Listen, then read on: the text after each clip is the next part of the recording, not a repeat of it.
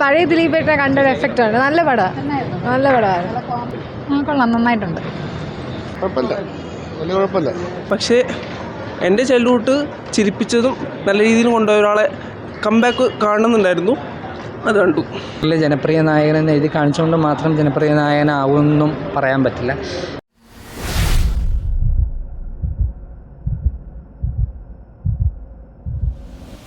അത് കണ്ടാൽ മനസ്സിലാവും.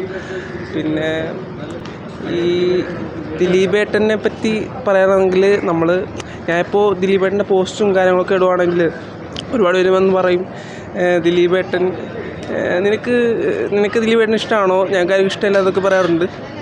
ഞാൻ അവരോടൊക്കെ പറയുന്ന ഒരേ ഒരു കാര്യം മാത്രമാണ്, ദിലീപേട്ടൻ്റെ ക്യാരക്ടർ, പുള്ളിയുടെ ജീവിതം പുള്ളി നോക്കും. പക്ഷേ എൻ്റെ ചൈൽഡ്ഹുഡ് ചിരിപ്പിച്ചതും നല്ല രീതിയിൽ കൊണ്ടുപോയ ഒരാളെ കംബാക്ക് കാണുന്നുണ്ടായിരുന്നു, അത് കണ്ടു. അടിപൊളി, തമാശയെല്ലാം ഉണ്ട്, കുഴപ്പമില്ല, സൂപ്പറായിരുന്നു. നനയും ചിരിക്കുകയും ചെയ്യാം. ദിലീപേട്ടൻ അസാധ്യം ചെയ്തു, സൂപ്പർ. ദിലീപേട്ടൻ തിരിച്ചു വരും എന്ന് തോന്നുന്നു. Okay, thank you. തിരിച്ചു നല്ല സിനിമ. റിയൽ ലൈഫുമായിട്ട് റിലേറ്റ് ചെയ്തിട്ടുള്ളൊരു മൂവിയായിരുന്നു, ഫാമിലി മൂവിയാണ്. ദിലീപേട്ടൻ സൂപ്പറായിരുന്നു. പഴയകാല ദിലീപേട്ടൻ ഇമോഷൻസ് ഒക്കെ നല്ലതായിരുന്നു. ദിലീപേട്ടൻ ഓക്കെയാണ്.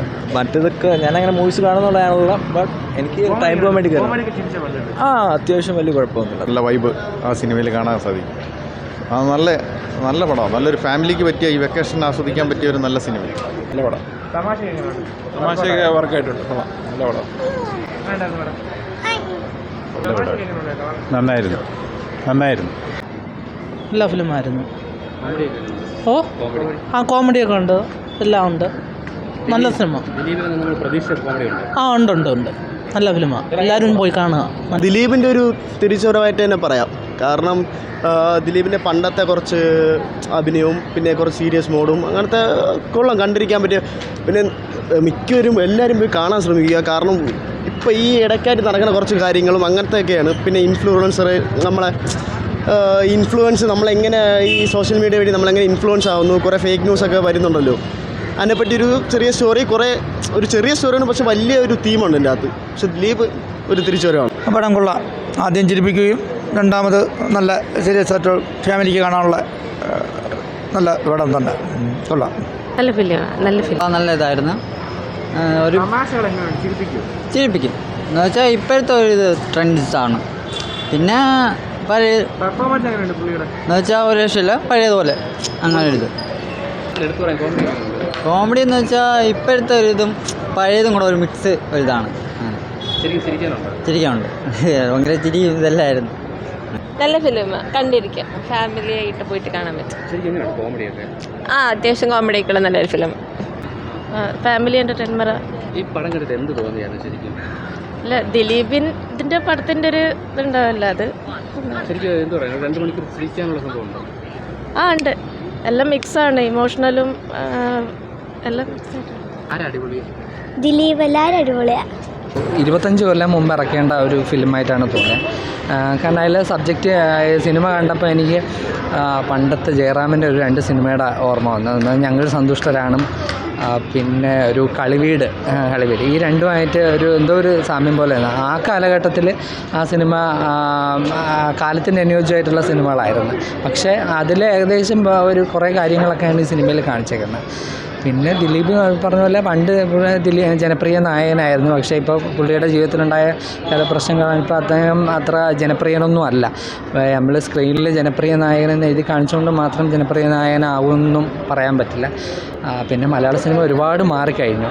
പക്ഷെ അതിനനുസരിച്ച് പുള്ളി ഇതറിഞ്ഞിട്ടില്ല, അല്ലെങ്കിൽ പുള്ളിയെ വെച്ച് സിനിമ എടുത്തവർ അതറിഞ്ഞിട്ടില്ല എന്നാണ് തോന്നുന്നത്.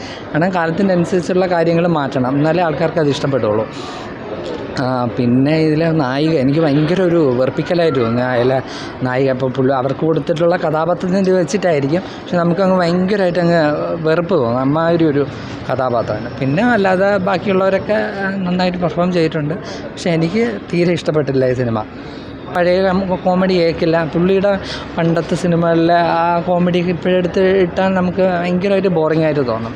കേൾക്കില്ല, കാരണം അത്രയ്ക്ക് അങ്ങനെയാണ് തോന്നിയത്. പിന്നെ കുറേ പിന്നെ ധ്യാൻ ശ്രീനിവാസുണ്ട്.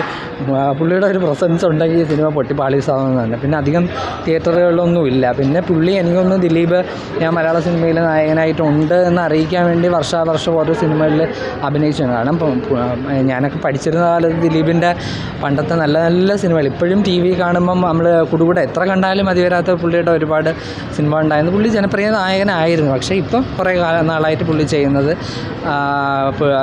അങ്ങനെയുള്ള സിനിമകളാണ്. പിന്നെ പുള്ളി ആ കേസിന് ശേഷം പുള്ളി എല്ലാ സിനിമയിലും പുള്ളി ഒന്ന് വെളുപ്പിക്കാൻ വേണ്ടിയിട്ടുള്ള ഡയലോഗുകൾ മനഃപൂർവ്വം ഈ സിനിമയിൽ കുത്തിത്തിരുകി. അപ്പം അങ്ങനെ ഇതിലും ഉണ്ട്. ജോണി ആൻ്റണിയെ കൊണ്ട് പുള്ളിയുടെ ലൈഫിലെ കുറേ കാര്യങ്ങൾ അതിലോട്ട് റിലേറ്റ് ചെയ്ത് ആ ഡയലോഗായിട്ട് കേൾപ്പിച്ചിട്ടുണ്ട്. എനിക്കിഷ്ടപ്പെട്ടില്ല, തീരെ ഇഷ്ടപ്പെട്ടില്ല. കാരണം ഇതൊരു ഔട്ട്ഡേറ്റഡ് ആയിട്ടുള്ള എന്ന് പറയുമ്പോൾ ഇതൊരു 25 കൊല്ലം മുമ്പ് ഈ സിനിമ ഇറക്കിയിരുന്നെങ്കിൽ സൂപ്പറായിരുന്നേനെ.